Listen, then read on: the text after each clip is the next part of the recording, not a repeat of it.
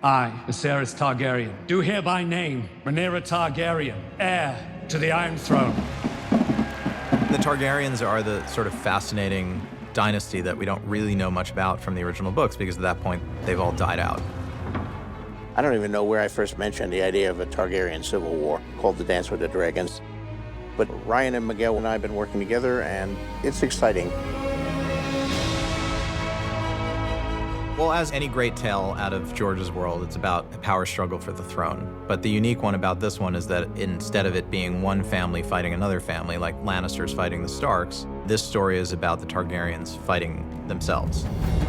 We were 200 years in the past, but we were at the height of the Targaryen Empire, which was a time of decadence. And by definition, the height of an empire usually means the height of its technology, the height of its hubris. We had to show this idea that this was an opulent and decadent group of people, no war for 60 years. I mean, they're a happy bunch. And everybody knew that if you messed with the Targaryens, you would get the dragons, so nobody dared to overthrow them. I, Lord Hobart Hightower, promise to be faithful to King Viserys. It took a lot of doing, but we were able to put together a hell of a cast. We're looking for very specific people, so the very first person we wanted was Paddy Considine. I think Viserys struggles with being the king. Viserys feels a duty to keep peace amongst the kingdoms. Being king is a very difficult seat to be in. Viserys has an awareness of just how dangerous it is to sit on the Iron Throne. Targaryen must understand this to be king. Or queen. Rhaenyra is strong-minded. She's smart. I think she's underestimated. You have dragon riders, father. She realizes that the women within the kingdom spend their entire lives serving to men. Oh, you need to be courted. So now I need to gain the attention of men so then I can produce another man.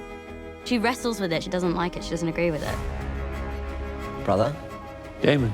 Daemon has a great affiliation and love and admiration for his brother, the king. But Daemon's all swords and knives, really. I do think on some level he wants to cause chaos. I think he's interested in chaos. I think he survives in chaos quite well. 3, 2, 1, action! He's got a quite clear moral compass, and you're either in it or you're out of it. It's named King's Landing because that's where Aegon the Conqueror, Aegon the Dragon, landed with his ships, and when he decided to begin the conquest of Westeros. And they built the Red Keep, which became the center of King's Landing in the place of the Targaryens and the Iron Throne.